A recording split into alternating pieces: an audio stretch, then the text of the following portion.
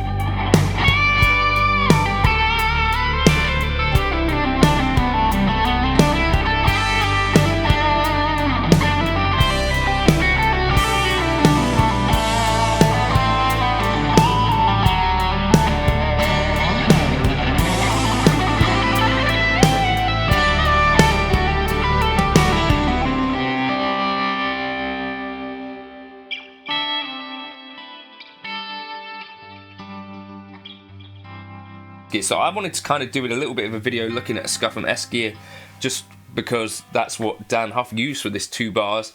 But also, I don't know, I've been asked, I think George was saying that he got into some debates around sort of amp versus modeler in comments and stuff, and he asked me like my thoughts on it, and I kind of said, like, in some cases I do think, like, I did this video a while back, which was not well received by Tom Bukovac, but where I kind of was like, can we actually get the deluxe reverb here, so not even a particularly posh amp or anything, or the pro reverb, when we crank a blackface amplifier through a load box, does it sound that close to, for instance, the UA Dream software and that sort of stuff? And in that case, I actually kind of thought, look, realistically, he does have a point here. Like, it's not exactly the same. You can get really close with, like, Tone X, with Nano Cortex, you know, and you can get really close to some tones with a Helix, with Fractal. But the point is that once you get to within a certain range of tones, as long as it sounds good for the part, I think really the debate has pretty much been crushed. Like, Rob Harris from Jamiroquai has been using a pod on records, like, and I've encouraged him to kind of do a video on this, really, because I thought it'd be really interesting. Like, Landau took out a pod for, who's the guy?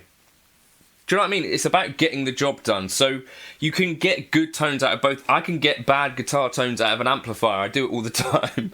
I think they can coexist. It's a thing. So I was really refreshed to hear Dann Huff like talk about this.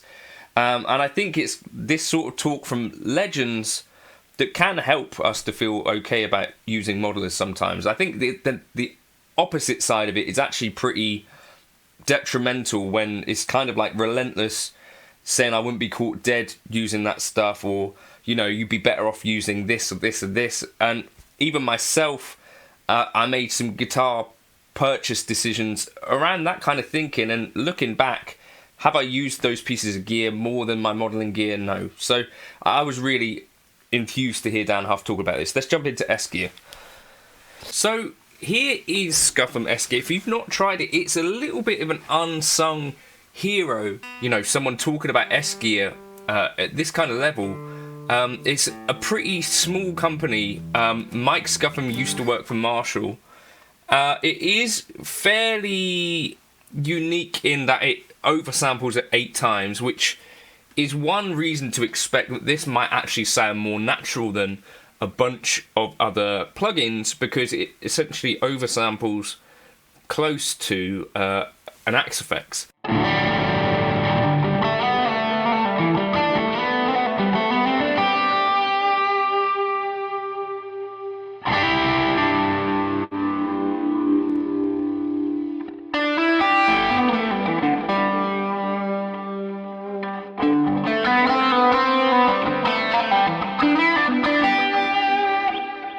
It's very limited in terms of having, how do I get rid of that? Remove rack device. Actually, like, super minimal stuff. So we got drive through, which is like a drive compressor or wah thing. This compressor came relatively recently, but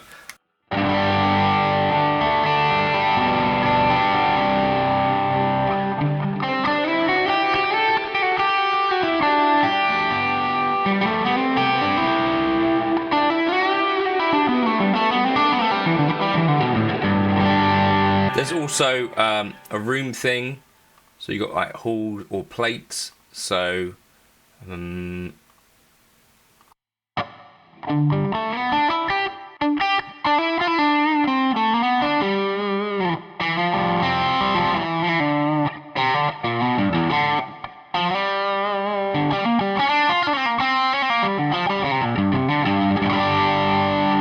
I think it's a really interesting plugin actually for people that are maybe looking for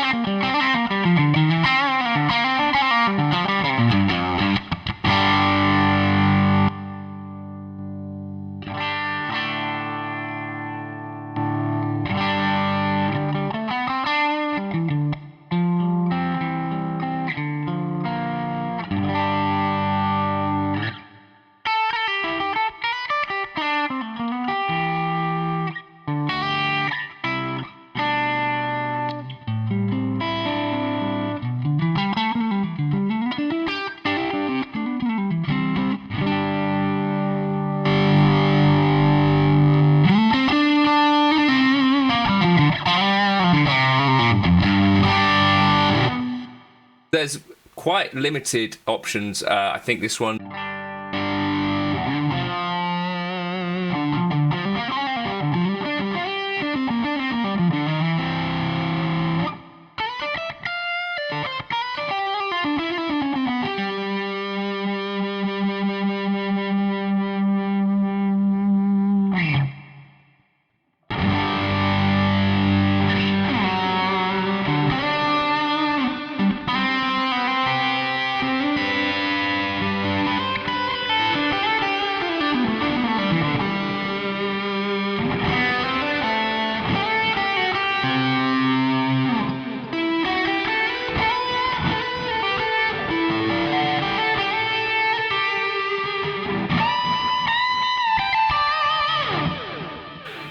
So that's a bit more Soldano-y. Wayfarer. So I think this one's a boot.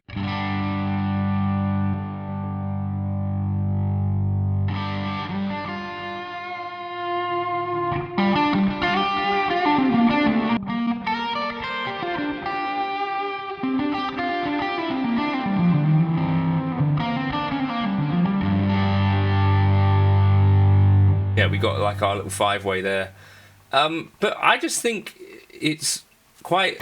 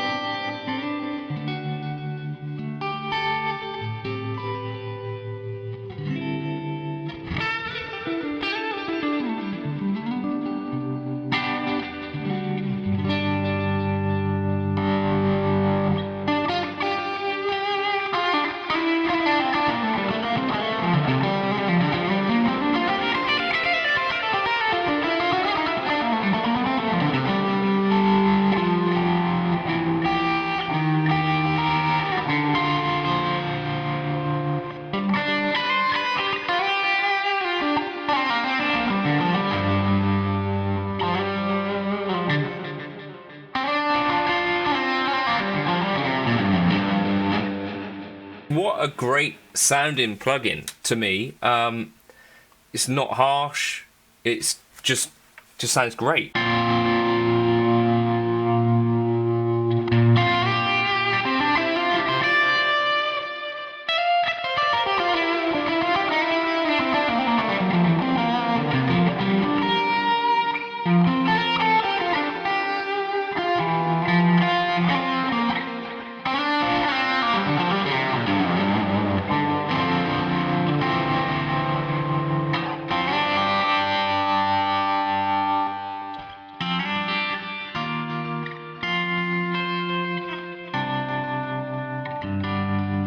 Yeah, I think definitely worth taking a look at. I think there's a free trial of it as well, but you know, if it's good enough for Dann Huff for 2 bars, then it's probably good enough for me. It might be good enough for you. Feel free to leave your comments below if you've tried the S Gear stuff. I think it really does stand, you know, up pretty tall in terms of being a great sounding thing, and I don't think enough people necessarily know about it. It's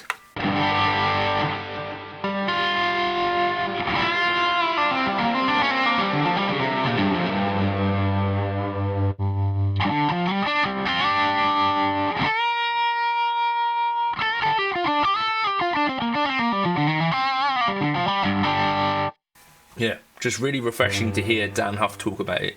Cheers for stopping by.